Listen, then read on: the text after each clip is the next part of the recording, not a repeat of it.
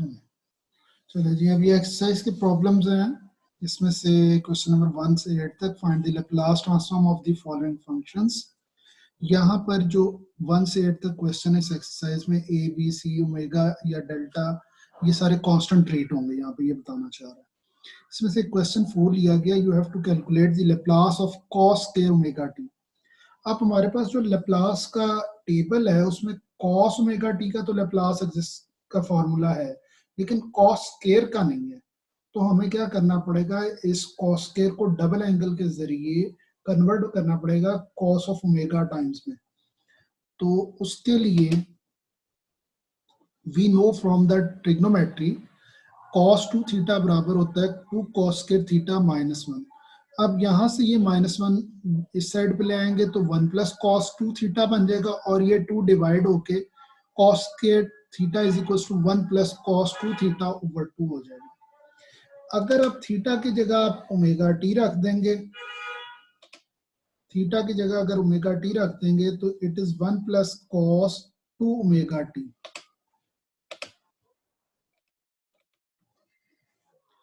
ठीक हो गया जी। अब आपने इसका लैप्लास लेना, लैप्लास इस साइड पे cos स्क्वायर ओमेगा टी बराबर है Laplace 1 plus cos of 2 omega T over 2। तो ये 1 over 2 Laplace of 1 plus 1 over 2 Laplace of cos of 2 omega T. अब 1 को आप रख लें t की पावर 0 और 1/2 Laplace of cos 2 omega T, ये एज इट इज t की पावर 0 को 1। अब आप फॉर्मूलाज यूज कर सकते हैं, वो मैंने फॉर्मूलाज भी मेंशन कर दिए। कौन सा यूज होगा, t की पावर n वाला, वो बराबर होता है आपका n फैक्टोरियल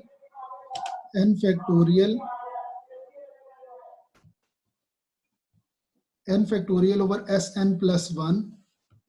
तो यहाँ पर n कितना है, 0 है, और तो क्या बन जाएगा 0 का factorial over S 0 plus 1 over 2 as it is Laplace of cos 2 omega T. cos omega T का फॉर्मूला होता है s over S square plus omega square. तो ओमेगा की जगह 2 कर दें ओमेगा, तो s over S square plus 2 omega whole square हो जाएगा। ठीक है जी। उसके बाद सिंप्लीफाई करेंगे, 0 का फैक्टोरियल जो होता है वो 1 के बराबर होता है, 1 ओवर 2s रह जाएगा, 1 over 2 s over S square plus 4 omega square. ये आंसर इज कंप्लीट। दोबारा चेक कर लें इसके तमाम steps. You have to calculate the Laplace of cos square omega T direct, there is no formula for the cos square, but we have the formula of cos omega t.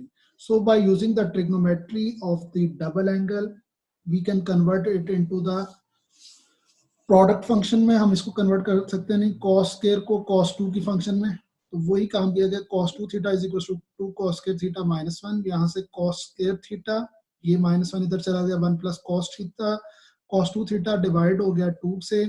तो अगर theta की जगह omega T लगाएंगे, जहां जहां theta है वहां पे ओमेगा टी लग जाएगा।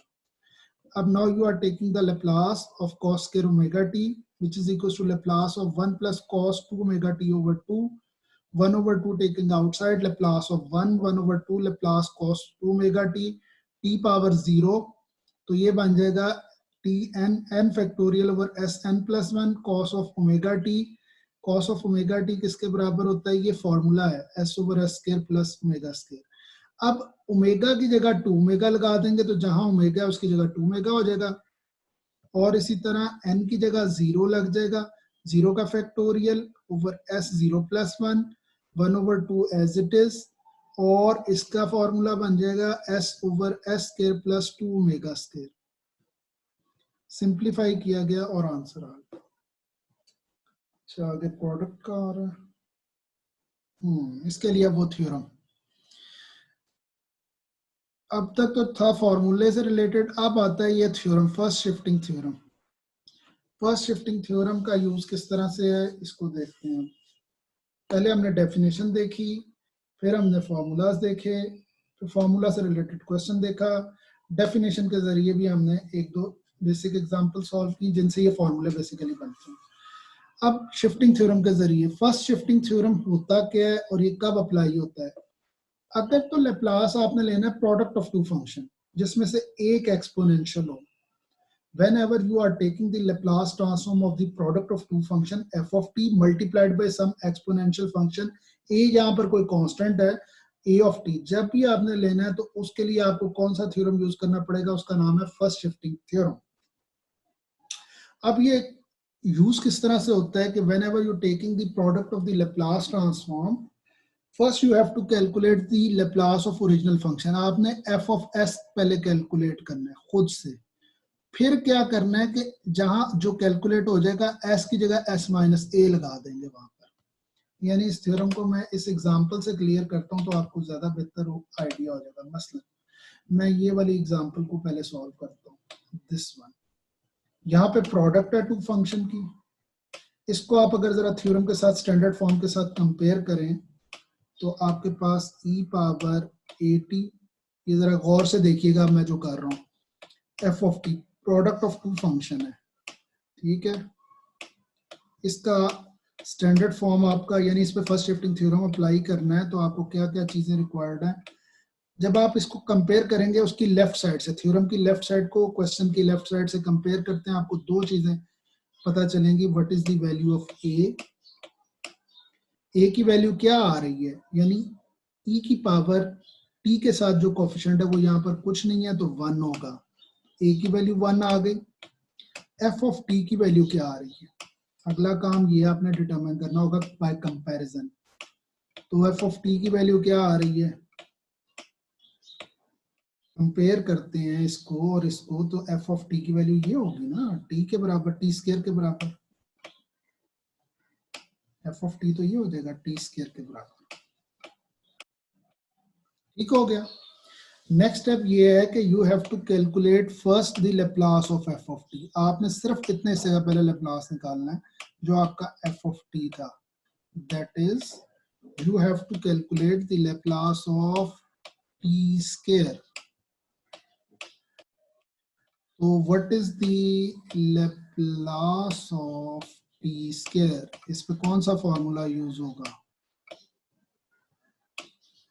टी स्क्वायर का है तो ये वाला फार्मूला यूज होगा। मैं यहाँ लिख देता हूँ ऊपर फार्मूला टेबल, फार्मूला टेबल अभी आपको याद नहीं है तो मैं यहाँ लिख देता हूँ, टी एन ये बराबर होता है n factorial over s over n plus 1।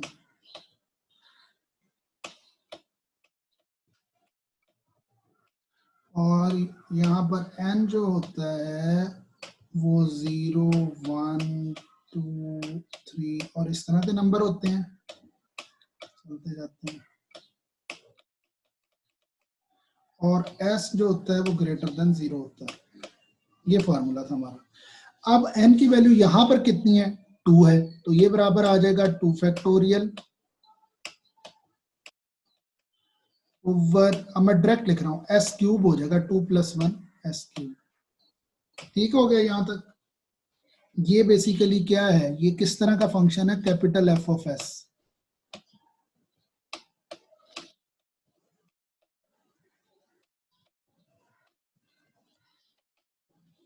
यहां तक किसी को कोई डाउट है तो पूछ ले। f ऑफ s हमने कैलकुलेट कर लिया है।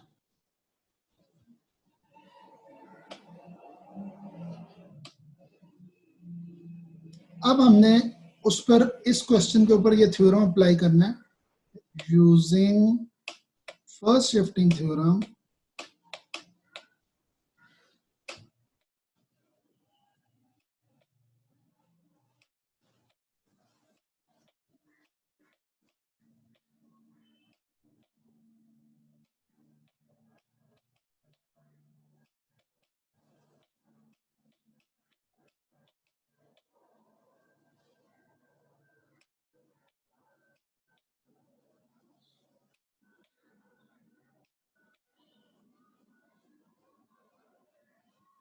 और इसको जो है ना, इस वाले को जो कैपिटल एफ ऑफ एस निकाला, इसको इक्वेशन 1 कहते हैं using first shifting theorem and 1, और इक्वेशन 1 को यूज करना है। इन दोनों को यूज करेंगे तो उस क्वेश्चन का आंसर निकलेगा Laplace of E power 1 T या खाली टी टी स्क्वायर बराबर है, ये एफ ऑफ एस कहाँ से आया हुआ है? इक्वेशन 1 में। एफ ऑफ एस हम कैलकुलेट कर चुके हैं इक्वेशन 1 में। तो क्या करना है, जब थ्योरम अप्लाई करना है इक्वेशन 1 के ऊपर, तो ये बन जाएगा एस माइनस ए कितना था, ये था 1, एस माइनस 1 का cube, so it is equal to 2 का फैक्टोरियल तो 2 के बराबर होता है, 2 ओवर एस माइनस 1 का क्यूब।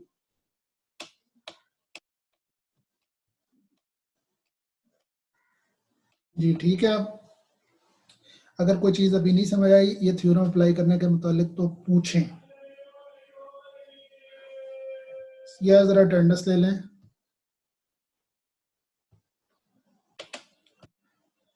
अगर किसी को कोई चीज नहीं समझ आई यहाँ पर तो पूछ लो। थ्योरम क्वेश्चन पे कैसे अप्लाई करना है ये मैंने आपको एक एग्जांपल पे क्वेश्चन पे करके दिखा भी दिया।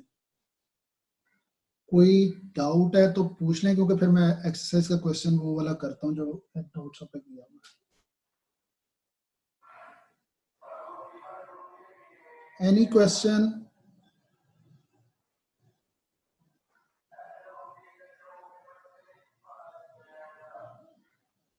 सीआर आप प्रेजेंट है? सीआर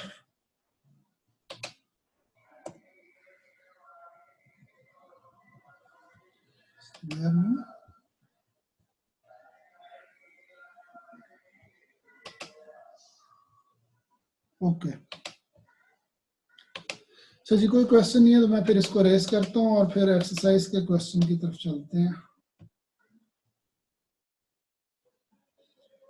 अब ये क्लियर हो गया कि फर्स्ट शिफ्टिंग थ्योरम कब अप्लाई होगा, किस तरह के क्वेश्चंस पे अप्लाई होगा। उन क्वेश्चंस पे अप्लाई होगा जब प्रोडक्ट ऑफ टू फंक्शन होंगे, उनका अगर आपने लैप्लास लेना है तो you have to apply the first shifting theorem. और उस सूरत में एक फंक्शन एक्सपोनेंशियल होना जरूरी है, दूसरा कोई भी हो सकता है एफ ऑफ टी वाला।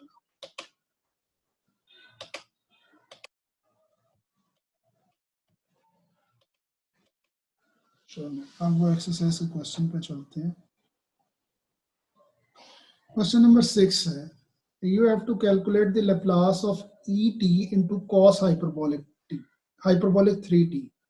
यहाँ पे प्रोडक्ट ऑफ टू फंक्शन है, एक एक्सपोनेंशियल है, दूसरा कॉस हाइपरबोलिक है।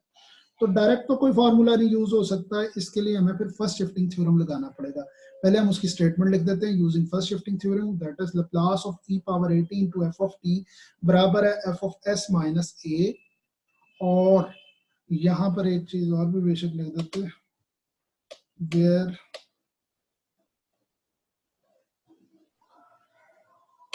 where f ऑफ s खुद किसके बराबर होता है ये भी बेशक बता दें यहाँ पर साथ ही इसके, वो Laplace of f of t के बराबर।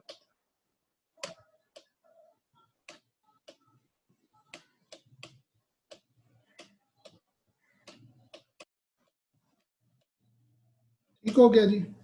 अब ये वाला थ्योरम अप्लाई होगा इसके ऊपर, इस थ्योरम की लेफ्ट साइड को और क्वेश्चन को कंपेयर करें तो आपको a की वैल्यू मिल जाएगी। a की वैल्यू यहाँ पे कुछ ना हो तो कोफिशिएंट t का 1 है। कंपेयर करने पे f ऑफ t की वैल्यू जो है वो cos हाइपरबोलिक 3t।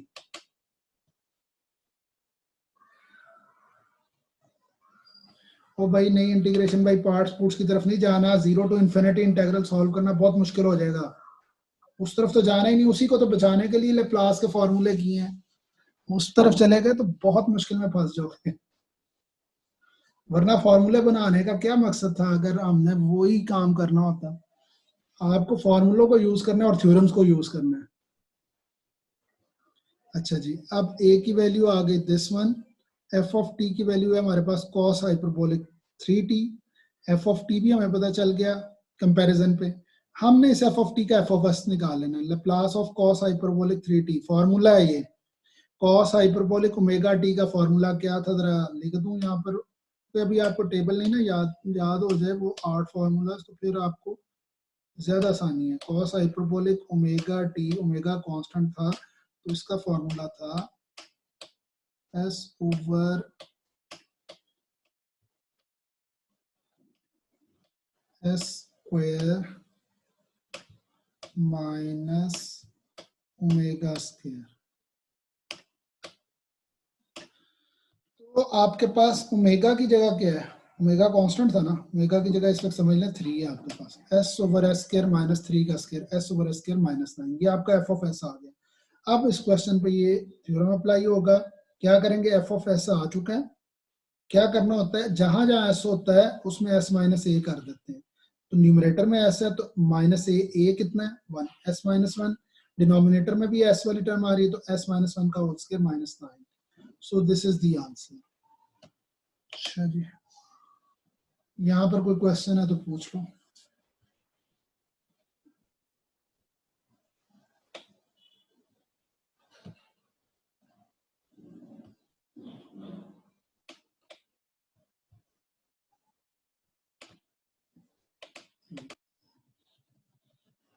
हाँ, अगले क्वेश्चन अभी ठहर जाए। अभी आप ये कीजिएगा कि ये जो मैंने आपको एक्सरसाइज दी है ना, इसमें से सिर्फ 1 से लेकर 8 तक ये क्वेश्चन करें, क्वेश्चन नंबर 1 से 8 तक। और ये सारे सॉल्व हुए हुए, नीचे आप जाते हैं ना तो ये तमाम क्वेश्चन मैंने सॉल्व किए हुए हैं। आपने जस्ट उनके सॉल्यूशंस के स्टेप्स देखने हैं, फार्मूलाज याद करने हैं। आपने बेसिक काम अभी ये करना है कि लैप्लास के फार्मूलाज को अच्छी तरह याद करना है। और दूसरा, ये जो 8 क्वेश्चंस हैं इनके तमाम स्टेप्स सॉल्व भी किए हुए हैं, आपने देखने हैं। उनमें कोई स्टेप नहीं क्लियर होता तो पूछ लीजिएगा नेक्स्ट टाइम। आज के लिए इतना ही काफी है।